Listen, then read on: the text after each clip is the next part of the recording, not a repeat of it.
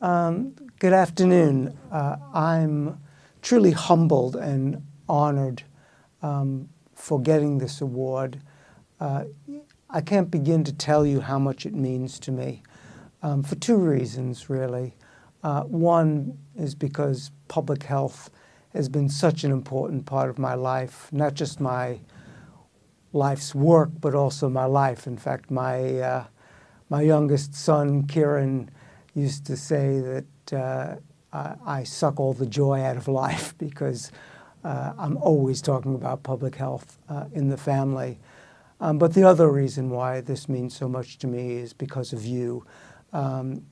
Just such wonderful friends and colleagues who've been through this with me for many years, and now the younger people taking it on into the future. I'm really sorry that I can't be with you today. I'm in Bellagio for the National Academy of Sciences Global Risk Framework Commission that's looking at the United Nations and WHO response to global health risks following on from the Ebola epidemic. And for any other reasons, I would just so love to be with you in Chicago. If I think back a decade or more when I started working in this field, the intersection between health and law was so very narrow. It was really about health care services, health insurance, emerging technologies such as reproductive technologies. But there was very little discussion about the conditions in which people can be healthy, which is at the heart and soul of what you and I do. That's surprising, really, because the CDC's 10 greatest public health achievements, when I wrote the first edition of the book on public health law, I had said that 8 out of the 10 of those great achievements were due to law. And I was corrected because people said, no, it was 10 out of 10.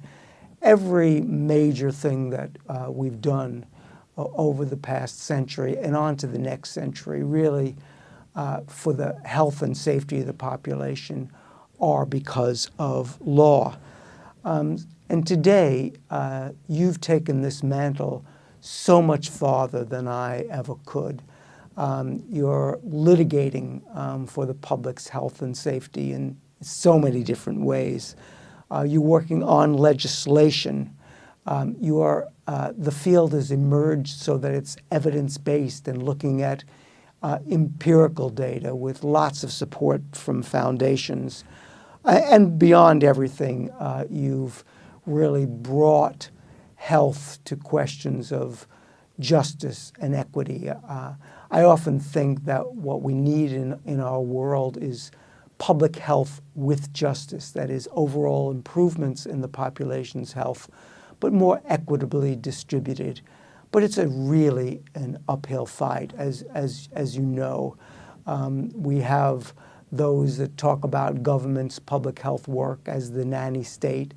And if you think about it, and I look back at all of the emails and the listservs that all of us have been involved in, the very first 2 amendments to our Bill of Rights, to our Constitution, have been interpreted as being distinctly anti-public health. The First Amendment on the right to free expression has curbed so much of what public health wants to do in terms of restrictions on marketing of tobacco, alcohol, and unhealthy foods, or labeling requirements and the like. And the Second Amendment on gun violence and prevention of gun violence. So there's so much more that we must and we need to do collectively together, and particularly my young colleagues here today are going to be the future of public health law, and I'm so very proud of that. I want to end by just thanking you. I can hardly thank you enough and say how much this particular honor means to me. I wish so much that I could be with you, all of my dear friends and colleagues in Chicago, and so simply thank you.